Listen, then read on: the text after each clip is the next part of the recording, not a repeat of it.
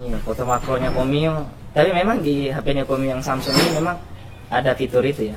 Fitur Enggak, saya khusus. pakai ini lensa tambahan. Oh, ada lensa tambahannya. Kebetulan di tahun 2021. Taruh loh, pantas saya mau tiru susah. Jadi Saya rasa di situ kemewahannya. nah, takut Komio Saya apa? bukan takut. Hal-hal yang sudah ditutup rapat sebetulnya kemudian terngiang-ngiang kembali dalam kepala gitu. Tidak ya? Kurang lebih.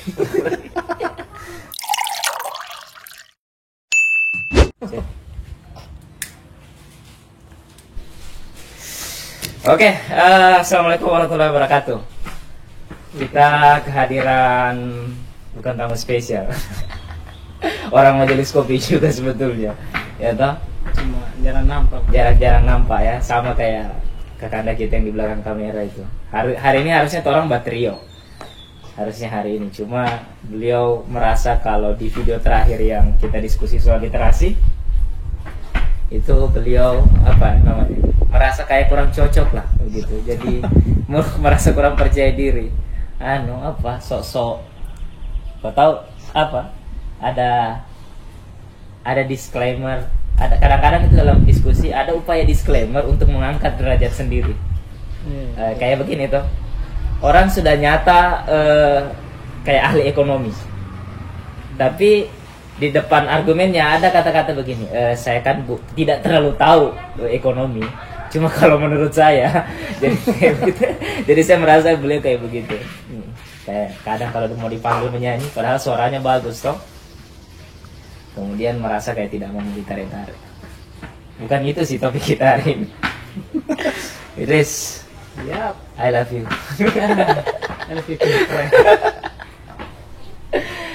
Oke, saya sebenarnya tidak punya konsep apapun begitu. Mau ketemu dengan Komio, masih tidak punya bahan, makanya di luar tadi kita tidak briefing, dan Komio juga bertanya kita mau bahas apa hari ini. Iya, karena saya masih di gunung kemarin, sempat ada WhatsApp masuk. Saya kepikiran satu hal, saya pernah tanya ini sama Dayat. Jadi teman-teman semua, Idris ini kan kegiatannya sekarang, dan memang ini kegiatanmu dari dulu.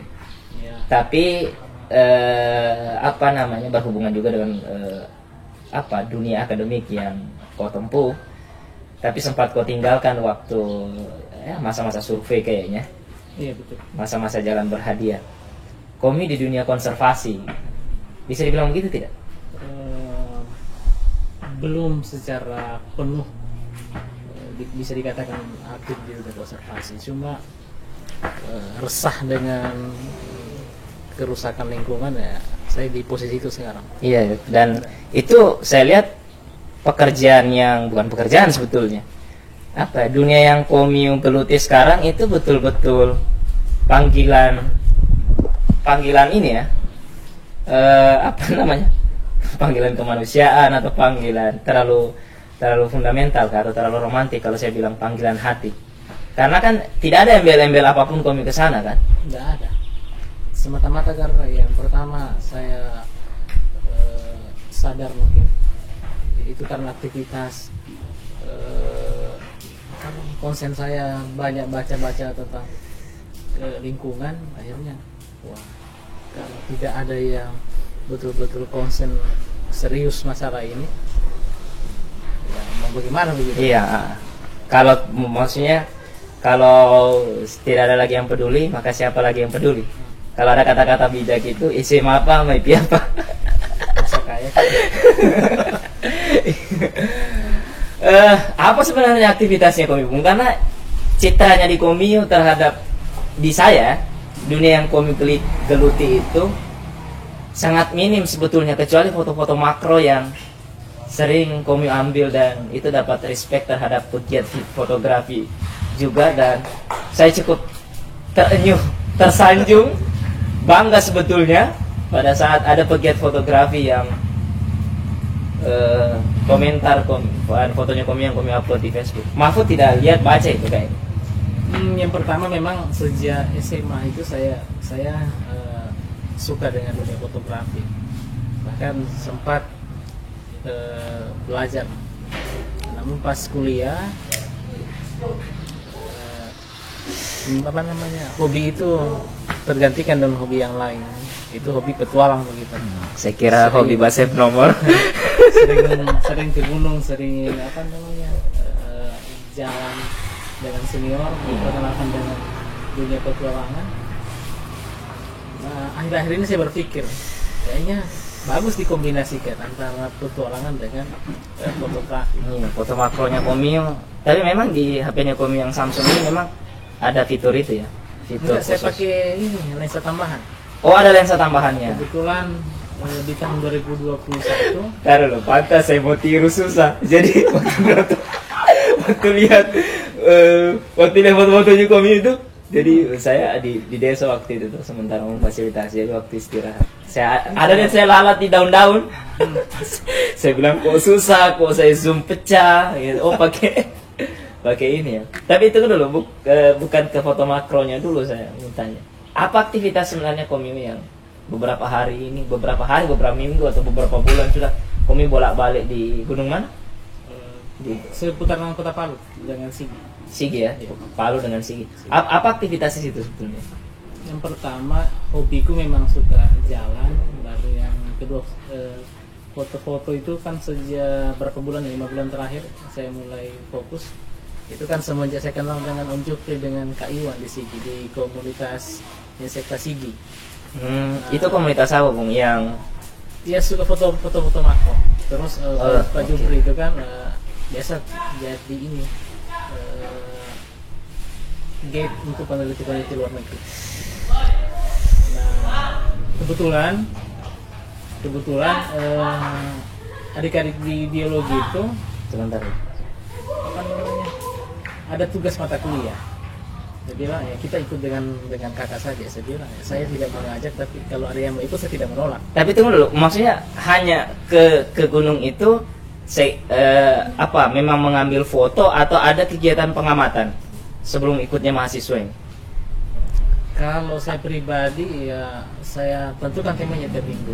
Kalau misalnya kemarin saya fokus ke jamur, kalau kemarin ini saya fokus ke lichen. Memang pengambilan gambar ya? Saya tidak tahu itu Bung. Komio, ya saya tidak tahu dia kesana kayak seserius itu di bidang kayak foto makro dan sebagainya gitu. Akhirnya nyambilah teman-teman mahasiswa ini. Iya, ngikut. Jadi saya bilang saya tidak ngajak, tapi tidak nolak kalau ada yang mau ikut. Iya. Yang kedua saya mengamati vegetasi sih.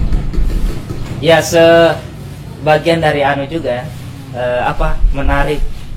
Bagusnya kalau menurut gue aspek pembelajarannya bagusnya Komio ke sana itu kayak menarik memori jangka panjang yang berkaitan dengan pembelajaran Komio di akademik lalu.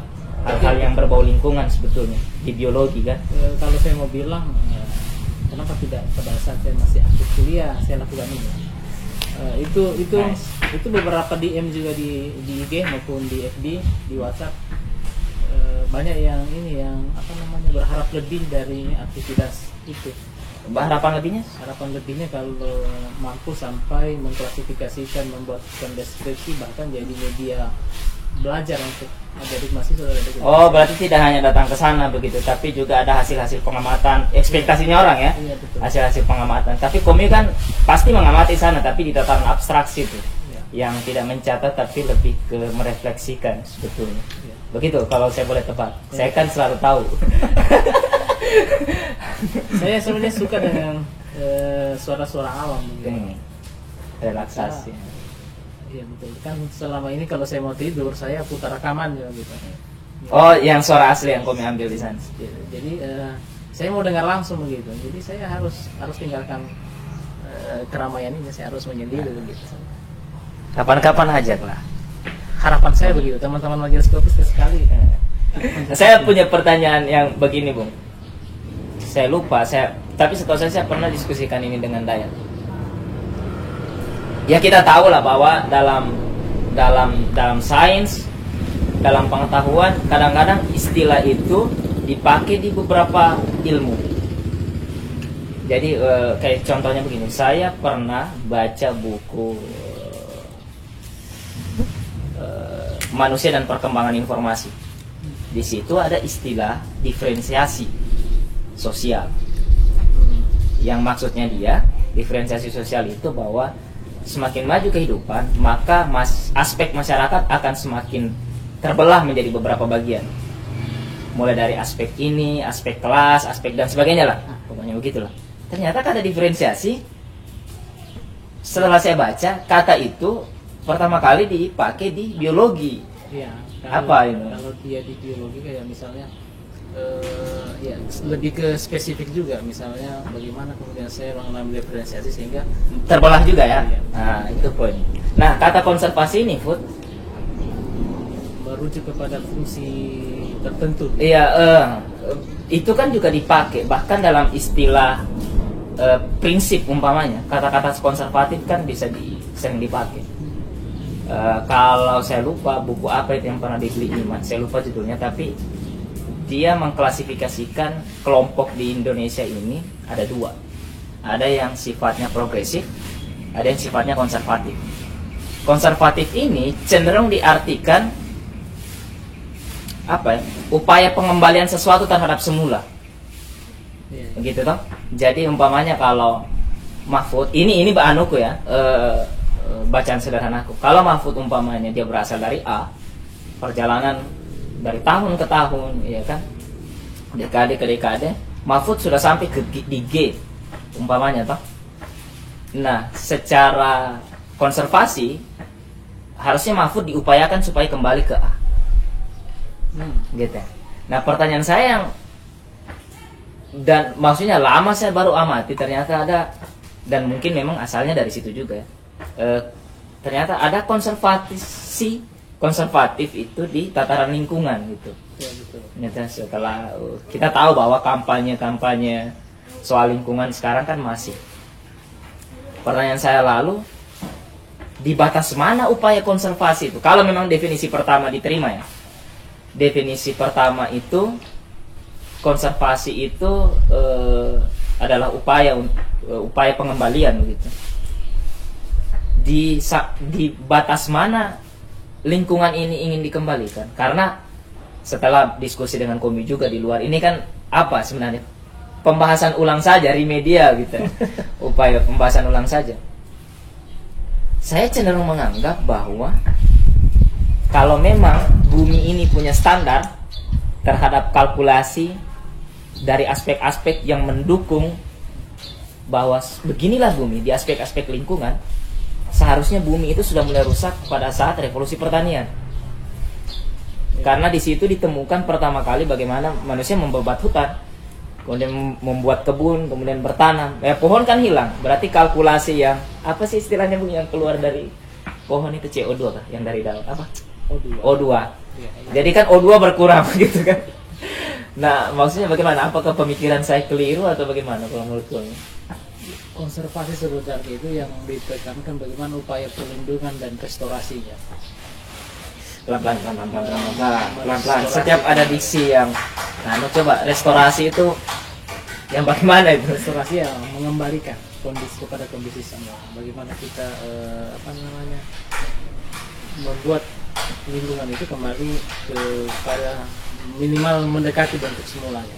Itu restorasi. Kalau kemarin Bang Gayat bicara masalah mangrove, bahwa di Loli pernah banyak mangrove. Iya, betul. Maka upaya-upaya penanaman kembali itu bagaimana merestorasi lingkungan itu yang menjadi perhatian. Saya sepakat dengan Dayat itu, karena waktu saya pendampingan di sana kan juga orang Loli Kasiburi sendiri yang bilang kalau di sini lalu itu banyak pohon mangrove. Baru apa tadi? Saya lupa lagi. Jadi sampai di batas mana sebetulnya? Upaya mau dikembalikan kemana? Upaya konservasi ini itu yang saya mau bilang, alam itu pasti rusak. Secara alami juga dia mengalami suksesi, entah itu suksesi primer atau suksesi sekunder. Yang bagaimana tuh? Ntar suksesi primer yang mau di mana? Dia tergantikan, dia terganti dengan jenis spesies baru, tumbuhan baru. Ketika misalnya kita di hutan itu ada jenis tumbuhan pinus semua, kita tebang, tumbuhan lain, itu suksesi primer. Tapi kalau misalnya yang tumbuh juga masih tumbuhan yang sama ya, itu sekunder. saya ataupun sebagian atau pertanyaanku memang tidak jelas atau fundamental atau apa? Enggak, cukup jelas, cuma kan istilah-istilah di lingkungan itu ya, perlu dibiasakan untuk kita dengar sehingga tidak asing. Ada argumennya Komi yang tadi agak pesimis. Yang mana itu? Coba ingat dulu. Tidak ada kan? Komi bilang ya bumi kah atau lingkungan sudah pasti akan rusak. Pasti akan rusak.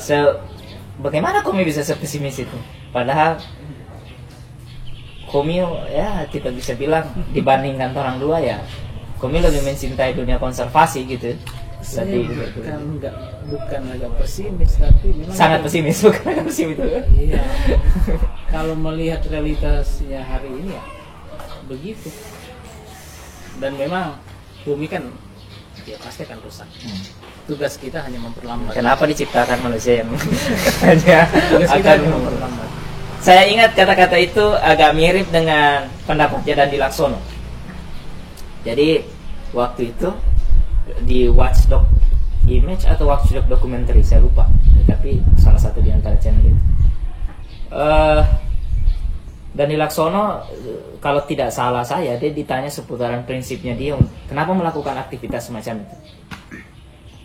Ya dia bilang tujuannya ingin mempercepat kerusakan bumi. Salah satunya itu. Dia pilih kata mempercepat, bukan menghentikan. Jadi seolah-olah memang bukan memperlambat maksudnya, supaya memperlambat kerusakan bumi. Dia pilih kata memperlambat. Jadi seolah-olah argumennya sama dengan Komiu yang mengatakan bahwa ya, tafsiran saya saja. Bumi akan rusak, cuma cepat atau lambat. Mungkin karena itu. Apakah karena aktivitas-aktivitas yang semakin istilahnya menyumbang emisi karbon ya, di dunia konservasi itu yang bisa melemahkan aspek-aspek lingkungan ini. Ya, kalau kita nonton film anime Dr. Frank itu kan di film itu juga Dr. Stone. Dr. Stone. Di film itu juga kan ada dua tokoh yang berbeda pendapat. Memang sangat-sangat fundamental. Yang satu memang peradaban itu harus maju dengan teknologi apa segala macam. Tapi yang satunya ini yang sebagai rivalnya tidak. Peradaban itu tidak perlu maju. Kalau maju akan rusak gitu. Nah, saya cenderung setuju ya. Peradaban berusaha maju. Kita agak-agak bukan primitif juga, tapi ya saya kira majunya peradaban tidak terlalu butuhkan gitu. Saya benci filosofi ini sebetulnya karena akan menutup segala argumen kecenderungannya. Tapi saya ingat ini seputaran anime juga. Saya ingat kata-katanya Kakashi ke Naruto waktu Naruto pertama kali menggunakan Rasen Shuriken yang dikritik oleh Tsunade bahwa jutsu itu beresiko terhadap tubuh. Naruto sempat pesimis. Kemudian Kakashi bilang, ya begitu sudah ilmu, makin tinggi sebuah ilmu maka resikonya juga makin tinggi. Amat klasik gitu. Dan itu pernah dibilang juga oleh Agung Hapsa ketika membahas antara robot dan manusia kalau tidak salah. Namun kesimpulan yang sama itu. Argumen saya ini kan banyak ditentang sama teman-teman. Bagaimana wujud pertentangan? Di biologi harusnya dengan segala penemuan-penemuan di bidang sains, argumen itu tidak keluar begitu. Sebenarnya justru saya trauma dengan penemuan-penemuan sains itu yang justru berdampak buruk terhadap orang banyak secara luas begitu. Hanya berdampak berdampak positif kepada mereka-mereka yang berkepentingan saja. Tapi memang agak berat kayaknya, Bung. Dan saya mau sejalan terhadap dugaanku ke Komio soal pesimis tadi. Begini, contohnya saja, apakah kita bisa kembali ke rutinitas kita yang SD? Bahwa ya jalan tidak usah, pergi tidak usah naik motor gitu, seberapa kilo pun itu, ya kan? Ya. Untuk aspek itu saja kan, motor ini kan menyumbang juga toh terhadap perusahaan kendaraan gitu. Maksudnya untuk di aspek kecil itulah. Kemarin gue bilang begitu teman ada di tingkat. Harusnya budaya jalan itu kalau cuma ke kios Iya, kita jalan saja begitu. Kita di Kalau bundaran Jepang, kampung. Jepang kan salah satu negara penghasil kendaraan atau produsen kendaraan, entah itu motor, mobil. Tapi di Jepang justru banyak yang menggunakan sepeda begitu. Dingin di sana, Bang. Iya itu, ada saya bilang, "Yo Kak, di Jepang dingin." Sejuk di Coba Jepang. di Tondo naik sepeda kita. Tondo panas. Ya gimana juga. Ya maksudnya untuk upaya itu ya. Jadi saya terima lah. Sepesimisnya Komi gitu. Bumi memang ditakdirkan. Oke, thank you. Terima kasih atas informasinya, Pak Mahfud. Silakan. Nggak apa-apa kalau Anda mau ikut nimbrung juga apa segala macam. Anda tahu lah gitu. Keterbatasan ini. Yang pertama saya mau bilang, saya sebenarnya malu depan kamera. Dan selama ini saya lebih suka di belakang kamera sejak kita kuliah begitu. Di beberapa Tapi itu saya tidak sepakat dengan itu. di beberapa momen saya di depan. Kalau video iya. Jarang Komi ambil video yang Komi ada muka. Bahkan waktu kita pertama kali ke apa ini yang di Morowali, Sambori ya, waktu Sambori belum setenar sekarang itu kita survei gitu. Kan cuma badan yang di perahu Komi ambil, ya kan. Tapi untuk di beberapa tahun lalu Komi cukup aktif terhadap ya itu, bergerilya ke sana kemari mengambil gambar dan kemudian mempostingnya gitu. Tapi akhir-akhir ini ada perubahan yang drastis gitu. Apa memang ada perbedaan psikologi ketika menghadapi meja rias dengan segala hidangannya kemudian masuk dari dalam hutan? Ya betul, karena saya merasa ya di kondisi itu saya didesain begitu. Bukan trauma pada saat kegagalan kita lalu di persoalan itu. Ya, Tidak juga. dunia yang lalu lah gitu. Nah, tidak. Bukan di situ. Saya sudah melupakan. Iya. Mau lupakan luka itu ya. Saya sudah berdamai dengan itu. Berdamai dengan itu memang. Saya kayaknya itu satu sesi nanti akan dibahas soal berdamai itu. Karena Komi kan banyak di antara yang lain kan kayaknya Komi juga paling banyak sakit kayaknya. Iya. Jadi dua orang sakit. Komi iya seolah-olah kesannya begini. Komi cukup jeli untuk apa ya? Menemukan taman bunga begitu, tapi kadang-kadang salah Komi bagus nggak mawar. Oke, itu kayaknya itu apa namanya? Majas perbandingan paling buruk. Oke, sekarang saya memilih untuk menanam dan merawat lebih banyak bunga. Iya itu ya, boleh stok satu hari. Tapi bukan untuk memiliki, tapi untuk melihat bunga-bunga itu terus tumbuh dan mekar. Saya mengingat Idris yang 2014. Terus terang waktu itu saya Komi belum kenal saya, tapi saya tahu Komi gitu. Tahu Komi waktu itu Ormik 2014. Waktu itu ada 300 nomor kah atau berapa ratus nomor Komi save dan itu tersebar di BEM gitu. Waktu masa PJ-nya Kamaskar gitu. Waktu itu kan saya sebagai call center BEM. Jadi kalau misalnya ada adik-adik yang tanya-tanya tentang seputar bagaimana regulasi mahasiswa. Iya. Mereka kontak Iya. saya. Baru kan waktu itu ada 2 nomornya kawayan satu. Tapi memang Komi potensi di situ di beberapa hal karena pertama saya tidak pernah dengar Komi bersuara keras. Tidak pernah selevel saya dan memang Komi secara gen atau tahulah istilah apa salah kan istilah gen.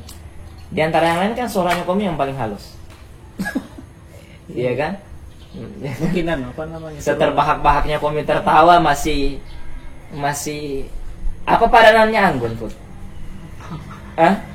Karena seolah-olah Anggun mungkin elegan apa? Elegan gitu. Masih elegan terlihat gitu. Kalau orang kan kayak kalau terbahak-bahak kan maksudnya sampai di level itu. Dan itu kayaknya menyenangkan untuk diajak berbicara. Saya tidak bilang soal jenis kelamin ya. Gitu. Saya mengidolakan ibuku hanya dalam hal bicara. Kalau bapak kan besar. Tapi itu bukan di aspek idola lagi, sudah menjadi darah dan daging sebetulnya, sudah jadi naluri gitu, kebiasaan gitu. Dan itu menyenangkan untuk kayak ada bertanya soal ini diantar kemana kak formulirnya, ya kan?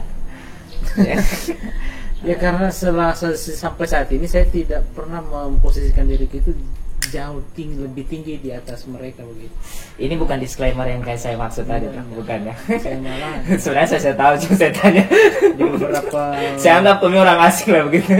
Di beberapa kondisi saya sebetulnya bilang ya, saya tidak berada di level lebih dari saudara begitu. Saya mungkin di bawah, maksimal kita selevel begitu. Jadi Anda tidak perlu canggung. Tidak perlu canggung. Begitupun sebaliknya. Makanya teman-teman kita di Prodi itu lebih kayak bukan lebih sih sebetulnya, cukup nyaman gitu berinteraksi dengan Komi, ya kan? Komi bukan tipe senior yang yang kan ada cara mendidik yang keras gitu, ya kan? Dalam tafsiran yang keras ada yang Komi mau pilih jalan yang moderat gitu, semoderat dia. Ya sebagai pembanding sih, kalau misalnya teman-teman ada yang pakai metode mungkin kita sebut tipe keras, saya mungkin sisi lainnya. Tapi yang perlu kita pahami adalah orientasi kita sama, tujuan kita sama. Kenapa? Maksudnya semenggeliat atau dalam tanda petik ya, seburuk apa fenomena romantik itu? Kita pakai kata romantik di fase sekarang ya, karena dalam terminologi Renaissance, setahu saya romantik itu ingatan segar akan masa lalu sih sebetulnya. Masa yang dimana waktu itu Barat sangat kuat bergelut dengan dunia rasa, dunia transendental. Kemudian muncul Renaissance yang lebih ke logika gitu. Tapi dalam sekarang kan romantis ya cinta-cinta gitu, romantis dan sebagainya.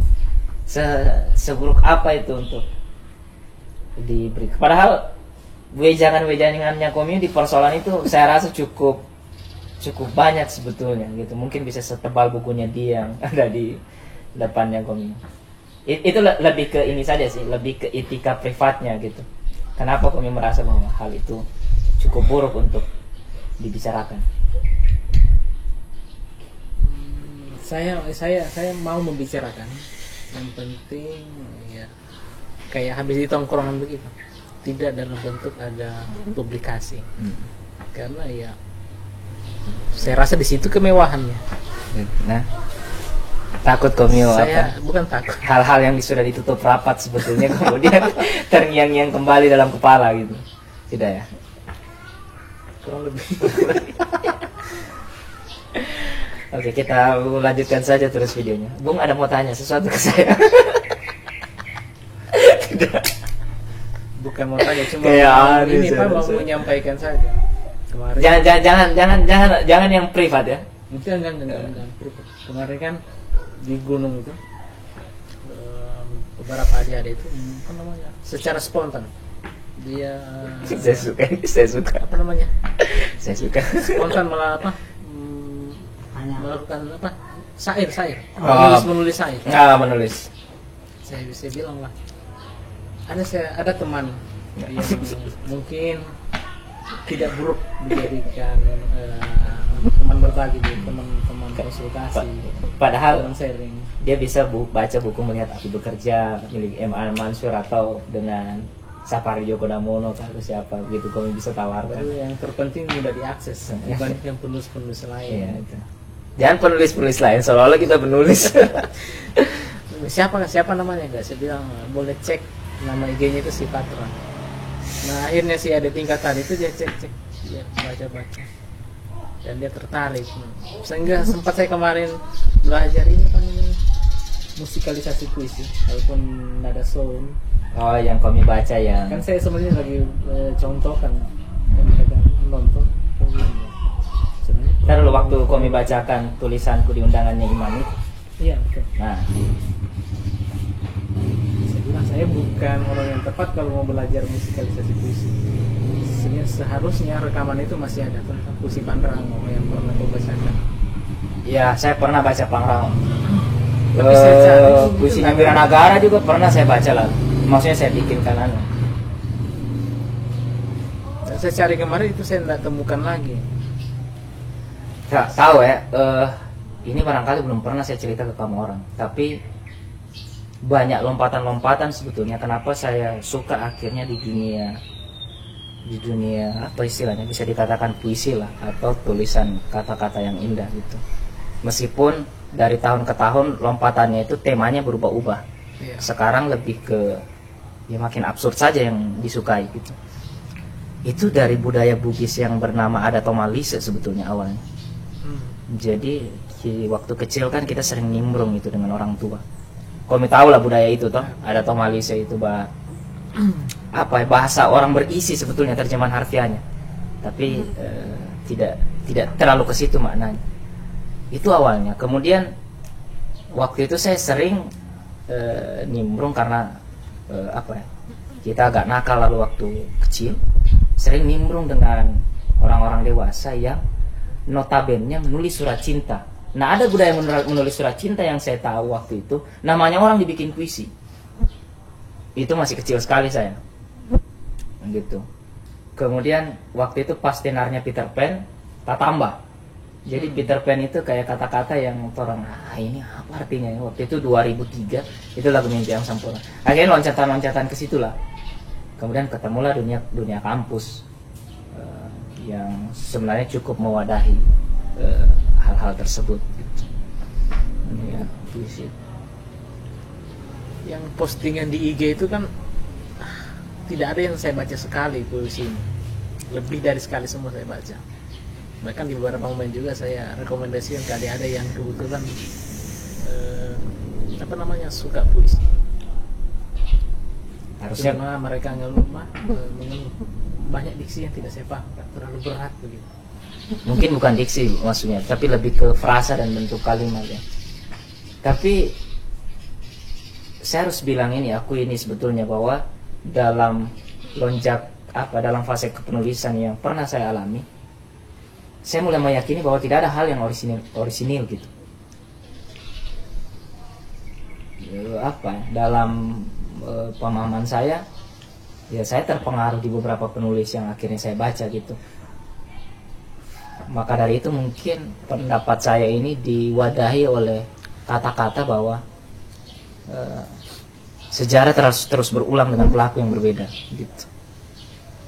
Contohnya umpamanya saya kagum ketemu dengan, saya tidak tahu M.A. Mansur sebetulnya fase kepenulisannya berada di mana gitu, tapi kita bisa nonton kan dia punya video-video di monolognya di YouTube. Tapi hal yang baru menurut saya di An Mansur itu baru menyenangkan gitu adalah dia bisa memetaforakan cinta itu terhadap hal-hal yang dekat dengan kita, dan itu reflektif sekali. Jadi ada kata-katanya itu dia membayangkan, dia seolah-olah puisinya menceritakan seorang gadis yang sudah pergi. Kemudian dia ibaratkan itu dengan warna bibirnya bersama dengan telur dadar yang ibunya bikin di pagi hari. Saya bilang itu kayak, saya klimaks beberapa kali setiap baca puisinya. Jadi hal-hal sesederhana itu, maksudnya kan kita umum lah, lazim lah ya, membaca puisi yang memetaforakan cinta sebetulnya dengan hal-hal yang indah gitu. Apakah bulan, kah bintang dan sebagainya gitu. An Mansur amat sederhana dan itu jarang digunakan itu. Makanya saya juga pernah dapat kritik sebetulnya di teman-teman bahwa kau sedang meniru seseorang di beberapa tahun lalu tuh. Gitu, dalam menulis. Meskipun sudah tidak ada motivasi tuh untuk menuju ke dunia yang besar, dunia kepenulisan yang besar, ya cukup di situ saja. Itu juga kayaknya susah ya kalau orang tidak punya. Tapi sebagai teman masih besar harapanku menanti. Jangan.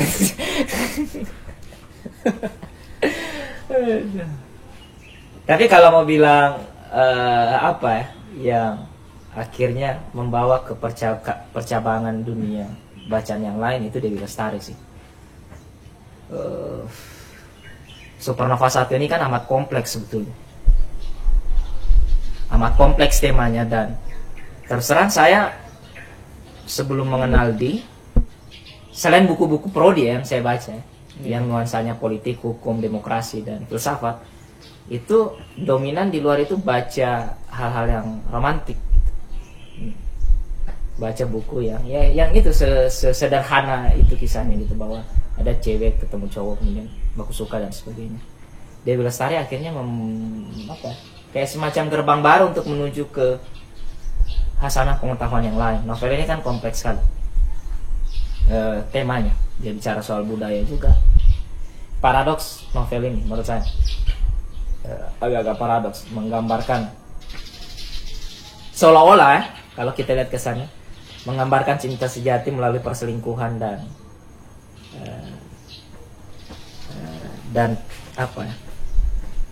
ketertarikan yang berbeda gitu. Dia bahas juga hal yang transendental.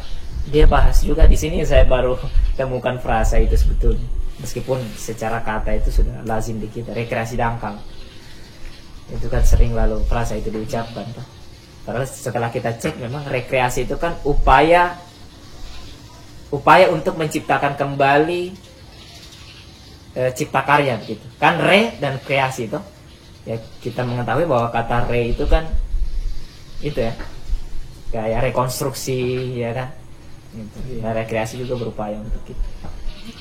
Ya yang saya suka scene-nya di awal sih adalah waktu itu rekreasinya di dugem-dugem gitu ya, di bar atau di mana itu. Kemudian dua tokoh itu memakan semacam pil, tapi mereka diskusi filsafat akhirnya. Dan dia bilang, kok aneh ya orang-orang itu ya, kayak begitu. Akhirnya mulailah baca yang lain, ketemu Mahfud yang rekomendasinya bukunya itu soal perang dunia, sejarah-sejarah Eropa ya kan, bagaimana Jepang bisa bangkit di Asia gitu. Ketemulah dengan yang lain-lain. Itu harusnya saya tanya Komi ini, bukan saya. Jadi akan lebih lengkap kalau Bang Dayat tanya, karena genre novelnya juga agak beda dari yang kita baca. Tapi akhir-akhir ini kan, bukan akhir-akhir ini sih, setahun yang lalu kan, Dayat cukup menggandrungi dunia jokes yang lebih ke hati-hati, lebih ke rasa begitu. Ya kita tahu kan Dayat amat cukup rasional lalu tuh, bagaimana dia menyederhanakan sesuatu. Tapi sekarang kayak dunia gombalan apa segala macam bang. Tapi bukan gombalan bapak kamu ya. Okay. Jadi Bung, bagaimana kita menutup hari ini? Lumayan sudah buat ya, setengah jam ya. Tapi lebih. Saya harus bingung karena awalnya juga saya tidak tahu temanya apa. Kita bicara apa ya, random saja. Iya, tapi saya berharap video seperti ini bisa dibuat. Meskipun kalau Mahfud duduk di tengah-tengah kita, mungkin akan lebih semarak sebetulnya. Supaya kita bisa debat atau apa. Terus terang saya tidak bisa bantah Bung.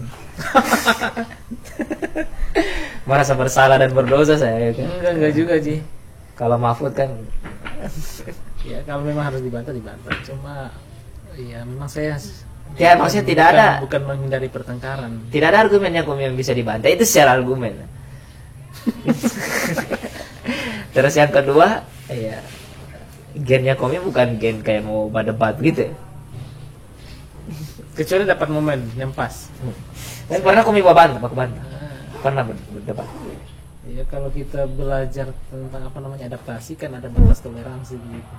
Ketika melampau itu ya. Tapi maksudnya di kita kan sering berdebat lalu dan Komi cukup menghindari kalaupun ya menjadi penengah begitu. Lebih ke mengambil jalan yang lebih moderat lah.